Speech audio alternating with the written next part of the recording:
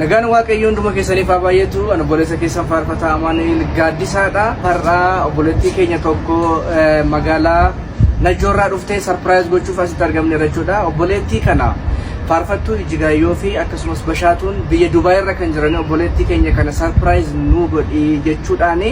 Obboleettii kanaaf silkii bareedaa, silkii baay'ee namatti tolu kanatu dhufee jira jechuudha. Silkiin kun baay'ee kan namatti toludha. Akkasumas silkii kanarraa kan ishiin silkiin akka bitamee fi hin beektu.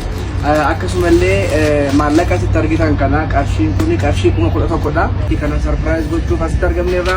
Turtii keessa nama dhumaatti noole. Obboleettiin keenyas waamicha keenya dhageessee bakka kanatti argamteetti. Akkaataa kamitti nu bira dhufuu akka dandeessee fi akkaataa kamitti akka nu bartee maal akka ta'e jalqabaa kaasiiti bisi maqaa kee daawwatu.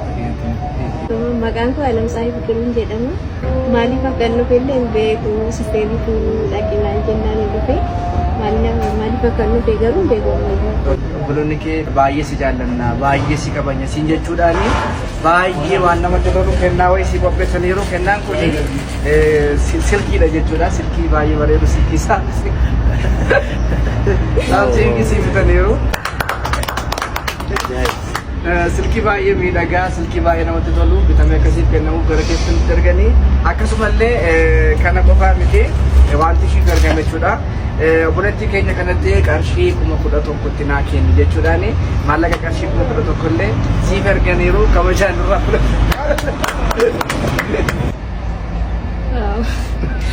Baay'ee gammachuu guddaan qaba. Akka maddeeyyaan argataniifi waan akkas miidhagaa akkasiin argadha dhugaa salphaafatti yaadaan ture. Obboloota koo naa jiraadha jedha. Baay'ee isaan galateeffadha. Lafumaa isin jaalladha. Nagaan ta'an jedhan. Gammachuu irraa kan ka'e isaanis achi taa'anii gola ormaa keessa taa'anii jechuudha. Obboleettii kana sarpiraayiz kan isaan godhani baay'ee namatti tola dhugaa waan guddaadha. Waaqayyo isin haa kabaju. Bakka isin jirtaniif nagaa isin ilaalaati. Baay'ee isin jaalladha. Ani immoo milkaa'ee fiigoo kana caalaa isin gargaaruun barbaada. Akkasumatti isin jaalladha baay'een jedha. Baay'ee isaan waan gammadee fi waan jechuun danda'u.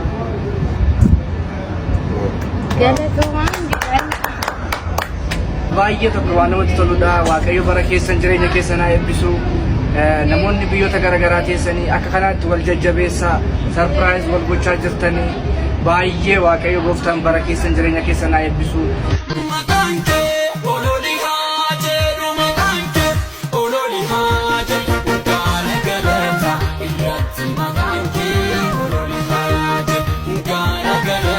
Namoonni biyyoota waan garaagaraa jirtan obboloota keessan, maatii keessan, warra keessan, ijoollota keessan iddoowwan garaagaraa teessanii sarpiraayiz gochaa kan jirtan waaqayyo gooftaan sinaa eebbisuu, wal jajjabeessuun keessan, wal gargaaruun keessan, waliif jirra jechuun keessan waan guddaadha jechuudha. Kanaaf ammallee namoonni maatii keessan iddoowwan garaagaraatti sarpiraayiz gochuu barbaadan yoo nu quunnamtanii bakkoota garaagaraa irratti sarpiraayiz gochuu hin dandeenya. Meeshaa barbaadan nu biraa argachuu dandeessu.